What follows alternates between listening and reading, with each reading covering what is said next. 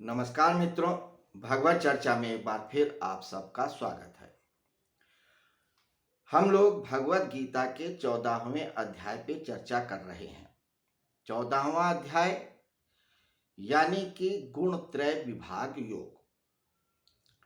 इसमें भगवान श्री कृष्ण ने प्रत्येक पदार्थ के अंदर, पदार्थ यानी यहाँ जड़ पदार्थों से तात्पर्य है, चेतन से नहीं, कहा कि ये जितने भी जड़ पदार्थ हैं सब त्रिगुणात्मक हैं। सत रज तम तीन गुण इनमें होते हैं। ये जो तीनों गुण हैं इन्हीं की वजह से व्यक्ति बंधता है। बंधता क्यों है इस पे हम लोग चर्चा कर चुके हैं। बंधता इसलिए है क्योंकि सतगुण जो है वो प्रकाश युक्त है, ज्ञान युक्त है, आनंद स्वरूप है, जो ज्ञान और आनंद के द्वारा व्यक्तियों को बांधता है। रज क्रिया प्रधान है, तो पदार्थों में क्रिया कराने के लिए या क्रिया के द्वारा व्यक्तियों को बांधता है। मनुष्य के अंदर जब रजगुण प्रधान होता है तो व्यक्ति कर्म में लगा रहता है, हर समय कुछ ना कुछ कर्म करने के लिए उद्यत रहता है, उसे कर्म करने में एक आनंद आता है। और तम गुण में प्रमाद और आलस्य रहता है। हम लोगों ने अब तक रजगुण और सतगुण के बारे में जाना कि जब ये मनुष्य के अंदर प्रभावी होते हैं तो क्या प्रभाव होता है, यानी जब इनका स्फुरण रहता है मनुष्य के अंदर तो क्या करता है और उसकी पहचान कैसी है।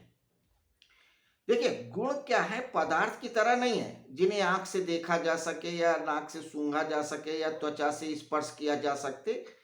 ये गुण तो सिर्फ अपनी प्रवृत्ति के द्वारा, प्रभाव के द्वारा ही मनुष्य के ज्ञान में आते हैं। आज हम लोग तम गुण पे चर्चा करेंगे, यानी कि 13वां श्लोक। 13वां श्लोक क्या कहता है, अप्रकाशो अप्रवृत्ति प्रमादो मोह एव च तस्मे तानि जायन्ते विभ्रते कुरुनंदन। बाकी देखिए, दोनों श्लोकों में भगवान श्री कृष्ण ने भरत का एक संबोधन दिया, यहाँ पे कुरुनंदन का दिया। कुरुनंदन का इसलिए दिया क्योंकि इस समय कुरुवंश के जितने भी पुत्र हैं सबके अंदर तम हावी है। लोभ, मोह, प्रमाद, ये सारे तामसिक गुण हैं, ये प्रभावी है, युद्ध के लिए उद्यत है। रज भी है लेकिन तम, ये क्रोध वगैरह तामसिक गुण माने जाते हैं। तो इसलिए कुरुनंदन की बात कही। कहते हैं कि अप्रकाशो अप्रवृत्तिस, तो रजगुण को प्रकाश युक्त तो कहा है और इस तमोगुण को क्या है, अप्रकाश, जहां प्रकाश नहीं है, अंधकार है, यानी जहां विवेक नहीं है, जहां ज्ञान नहीं है, अच्छे और बुरे की पहचान नहीं है। तो जब व्यक्ति के अंदर कोई विवेक नहीं रहता है, अब अच्छे और बुरे की पहचान नहीं रह जाती है, क्या करना चाहिए क्या नहीं करना वो नहीं समझ पाता है और वह प्रमाद और आलस्य में लगा रहता है, यानी कि जो कार्य करने चाहिए वो कार्य नहीं करता है और जो नहीं करने चाहिए वो करता है। जिस वक्त उसे सामाजिक कार्यों में लगाना चाहिए वो व्यक्ति बैठा रहता है, अपनी किसी न किसी आदतों से जुआ खेलेगा, शराब पिएगा, सिगरेट पिएगा, मैच देखेगा, यूं ही बैठा रहेगा, सोता रहेगा, फालतू की बातें करता रहेगा, पैर हिलाएगा, कुछ न कुछ करेगा। तो ये तमस का ये गुण है, चिन्ह है। जब इस प्रकार के गुण व्यक्तियों के अंदर आने लगे तो आप समझ लीजिए कि तम हावी हो गया है। और जब तम हावी हो जाता है तो व्यक्ति के अंदर विवेक यानी अच्छा बुरा, सत्य असत्य, इन सब की पहचान नहीं रह जाती है और व्यक्ति क्या होता है, इन्हीं गुणों से वो बंधा रहता है। और ये तम गुण क्या होता है, व्यक्ति को अपनी आत्मा की तरफ नहीं लेके जाते हैं, वो संसार में ही बांधे रहते हैं। संसार क्या है, जड़, परमात्मा क्या है, सत्य। तो सत की तरफ व्यक्ति जा ही नहीं पाता है, वो जड़ की तरफ ही जाता है, जड़ बुद्धि जैसा हो जाता है। तो इस तरीके से हम पहचान सकते हैं कि तम गुण क्या करता है। तो अप्रकाशो अप्रवृत्तिस् प्रमादो मोह एव च तमश्चैतानि जायन्ते विवृद्धे कुरुनंदन।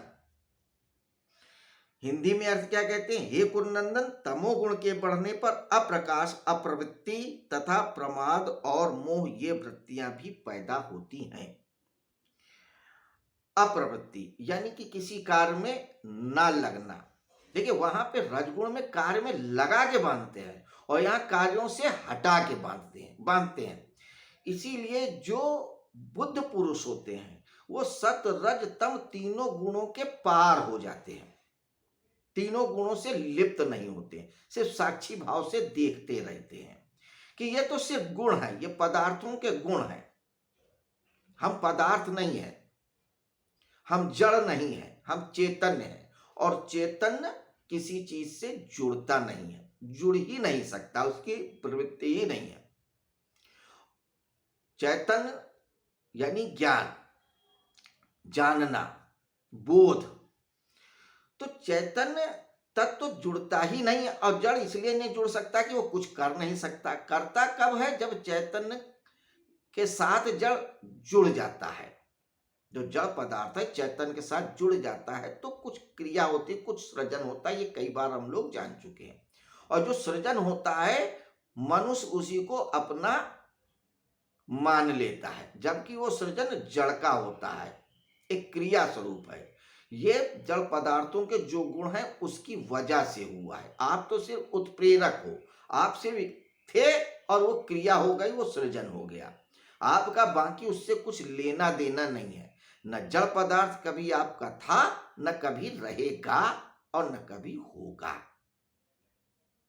आप देह हैं, देह कल थी और कल नहीं रहेगी, तो आप देह भी नहीं है। आपके पास ये मकान दुकान कल नहीं थी, कल नहीं भी रहेगी। तो ये संसार आपका न था और न है, चैतन्य ही आपका रहा है और रहेगा, क्योंकि आप चैतन्य स्वरूप ही हो, चैतन्य ही हो। और जो चैतन्य होता है वो सत रज तम तीनों गुणों के पार है। तो इसलिए बुद्ध पुरुष, बोध पुरुष को इन तीनों गुणों के पार जाना चाहिए और उसी की कोशिश करनी चाहिए। तो भगवत गीता इन तीनों गुणों से पार जाने की कीमिया बताता है, रास्ता बताता है। तो ये थी आज हमारे 14वें अध्याय के 13वें श्लोक पे एक छोटी सी चर्चा। तो पहले भगवान श्री कृष्ण ने बताया इस अध्याय में कि सत रज तम का जो ज्ञान वो देने जा रहे हैं वो परम ज्ञान है। इस ज्ञान को पाकर के मनुष्य परमात्मा सदस्य हो जाता है, परमात्मा की ही तरह हो जाता है। और वो ज्ञान यही है कि सारे जड़ पदार्थों के अंदर तीन गुण होते हैं, सत रज तम, इन्हीं से ये बंधता है। सत कैसे बांधता है, तम कैसे बांधता है, रज कैसे बांधता है, ये हमने देखा। अब आगे इन गुणों के संदर्भ में और क्या बताते हैं, तो इस अध्याय में 5वें श्लोक से लेकर के 20वें श्लोक तक इन गुणों के बारे में बताते हैं। फिर 21वें श्लोक में महात्मा अर्जुन भगवान श्री कृष्ण ने फिर इन तीनों गुणों के संदर्भ में प्रश्न करते हैं, फिर जिनका उत्तर वो 21वें श्लोक से लेकर 27वें श्लोक तक देते हैं। थोड़ा इन गुणों के बारे में और समझाते हैं और इसके अलावा 15वें अध्याय की एक भूमिका भी बनाते हैं 26वें 27वें श्लोक में। तो ये थोड़ा सा हमने दिग्दर्शन कराया इस 14वें अध्याय का। अब कल हम फिर 14वें अध्याय के 14वें श्लोक पे चर्चा करेंगे, रोज की तरह जैसे हम लोग एक श्लोक पे करते हैं। तो क्या बताते हैं भगवान श्री कृष्ण अर्जुन को इन गुणों के बारे में, वो कल हम देखेंगे। लेकिन तब तक हम इस श्लोक को यानी इस 13वें श्लोक को अपने मन में मनन करें, चिंतन करें और जीवन में उतारने की कोशिश करें।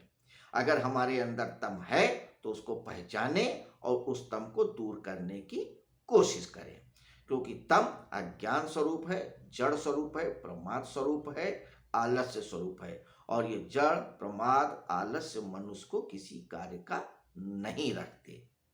तो आज की चर्चा अब हम यहीं समाप्त करते हैं। कल फिर मिलते हैं। शुभ रात्रि, नमस्कार।